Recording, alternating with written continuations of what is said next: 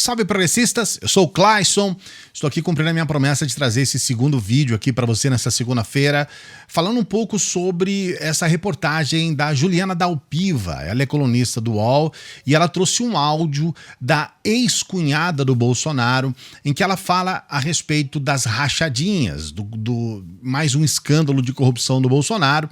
A gente viu hoje o dia todo uma série de falas a respeito e a gente sabe também que muito do que se faz dentro do bolsonarismo exclusivamente é passar pano para tudo que diz respeito aos problemas do Bolsonaro. Mas é óbvio que nós estamos falando aqui de peculato, é óbvio que nós estamos falando aqui de roubo de dinheiro público, algo que não é do político, em que ele traz para ele, para os cofres dele, né? E depois ele tem que fazer um processo de lavagem desse dinheiro, de transformar esse dinheiro em algo legal. E isso é uma coisa comum, não só para o Bolsonaro, como para os seus filhos, né? Para a família Bolsonaro. Então eles, na verdade, eles deitam e rolam dentro disso. Eu vou trazer esse áudio para você, mas eu quero também colocar um outro ponto aqui, que é a cara de pau, a disfarçatez, aquela situação que a gente muitas vezes deixa acontecer, deixa levar, e a gente não consegue combater de forma direta, e é necessário que muitos daqueles que hoje querem passar uma informação de qualidade para os brasileiros, querem trazer algo que seja válido do ponto de vista de um debate, possam abordar. E eu vou trazer isso agora, antes da gente trazer o áudio, sempre pedindo para você dar o like aqui no vídeo, se inscrever no canal.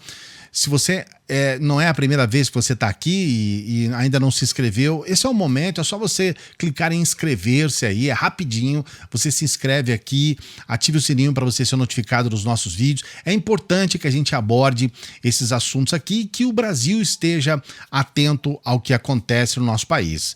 Antes de trazer o áudio, eu quero colocar esse recorte, porque nós temos uma fala que eu considero até um tanto quanto oportunista, vamos usar esse termo assim, para não ficar pesado. Eu não gosto de ficar fazendo ataques aqui, mas é bem oportunista, que é essa narrativa do Bolsonaro a favor da família, das questões religiosas, daquele colorário que a gente vê, o colorário cristão contra aborto e tudo mais.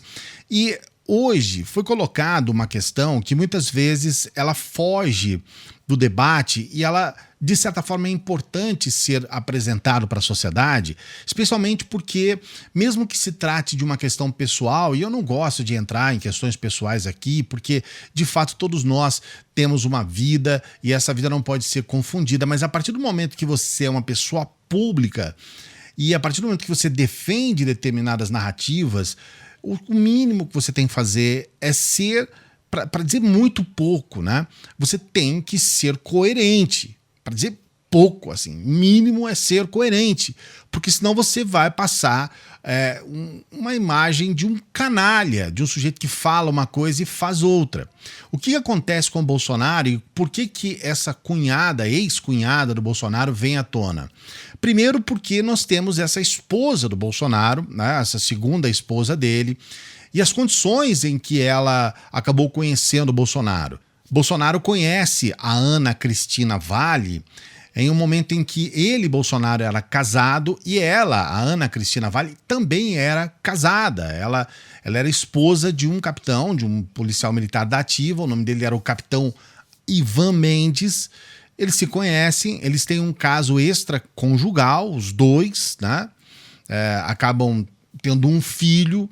E o Renan, né, o Jair Renan, ele nasce fruto desse relacionamento extraconjugal, né? Os dois se separaram depois, né, e cada um do seu relacionamento, e se casaram, ficaram juntos. Mas a grande verdade é que houve até um fato em que o capitão, o Ivan, ele acabou dando um soco no Bolsonaro, ele esperou o Bolsonaro, deu um murro na cara do Bolsonaro. O que se fala é que ele não reagiu naquela ocasião, então teve uma situação até pitoresca.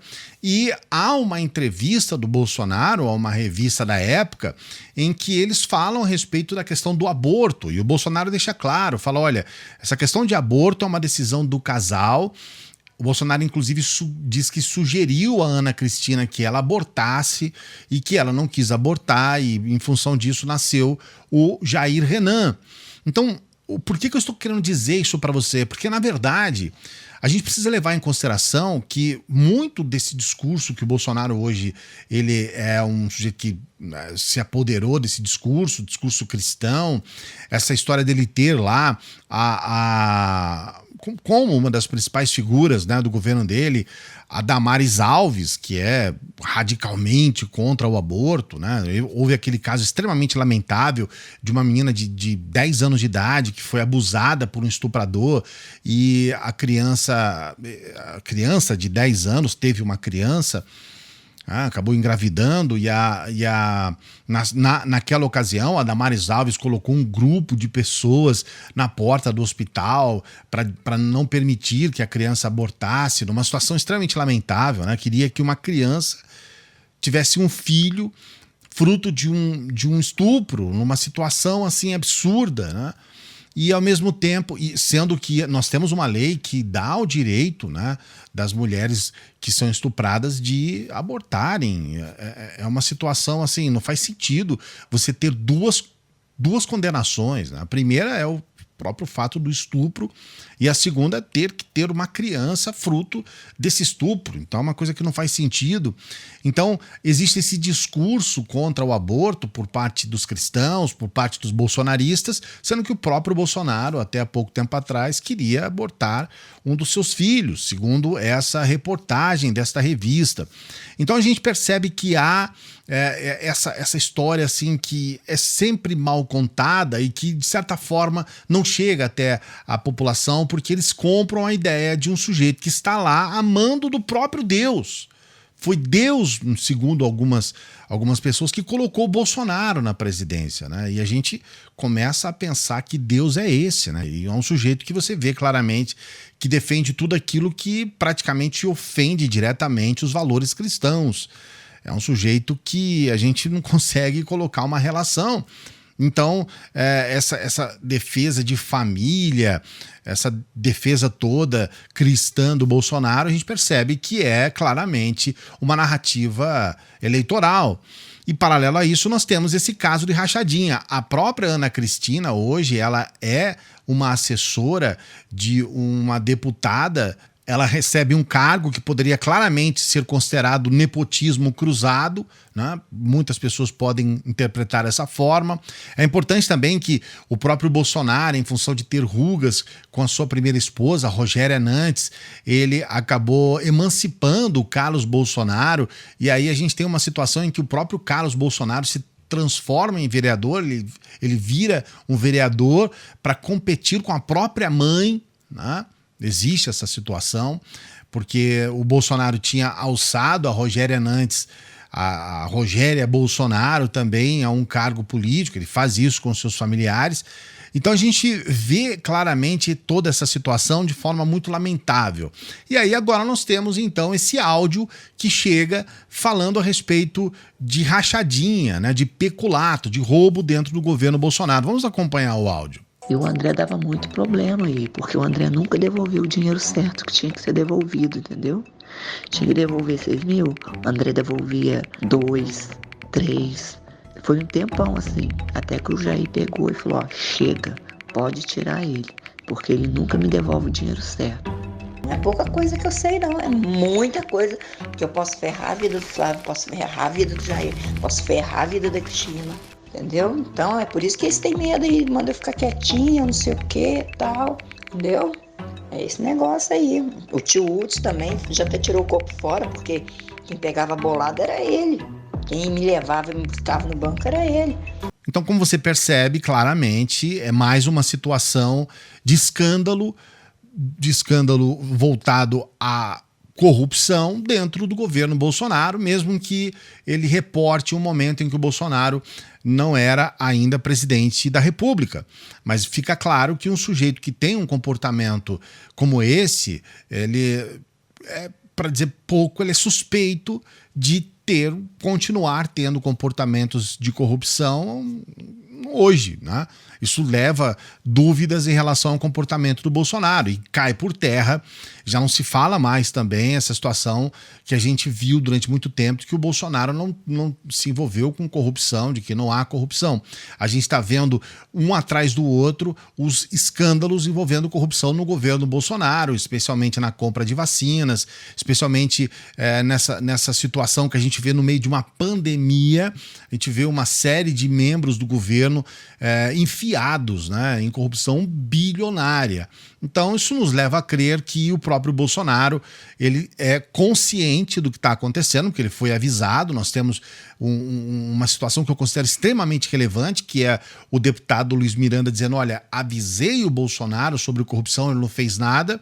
O que leva uma dúvida de que será mesmo que ele não está ganhando dinheiro com isso? Nós temos o Flávio Bolsonaro, que compra uma mansão de 6 milhões, que vale 10 milhões, em meio a uma situação em que há essa dúvida também de negociações fraudulentas de compras de vacinas, insumos, cloroquina para o meio do caminho, empresários multibilionários como Carlos Wieser, e tudo isso, nesse balaio todo, fica essa dúvida sobre o que está acontecendo no nosso país. Parece, a cada dia que passa, fica mais claro que nós temos um presidente, acima de tudo, corrupto. E não só isso, um sujeito que tenta fazer um discurso que a gente vê claramente que não cabe dentro do seu histórico. É um sujeito que, até bem pouco tempo atrás, não tinha ligação nenhuma com política, e, de repente, em 2018, ele acaba sendo batizado pelo pastor Everaldo, que hoje é um sujeito que está preso, apesar de ter sido candidato à presidência. Ele hoje está preso, é um sujeito que está à frente de um partido, que é o PSC, à frente de uma denominação que é a maior denominação evangélica do Brasil, que é a Assembleia de Deus, e a gente percebe que essa bancada evangélica tem muitos membros, inclusive da própria Assembleia de Deus, que são também envolvidos, alguns deles com corrupção, e a gente percebe que boa parte deles são bolsonaristas também. Então essa relação toda, todo esse caldo que a gente está vendo aqui, aponta para uma situação lamentável do nosso país. E eu gostaria de saber o que você pensa sobre isso. Você realmente confia em Bolsonaro? Você acha que Bolsonaro realmente não é corrupto?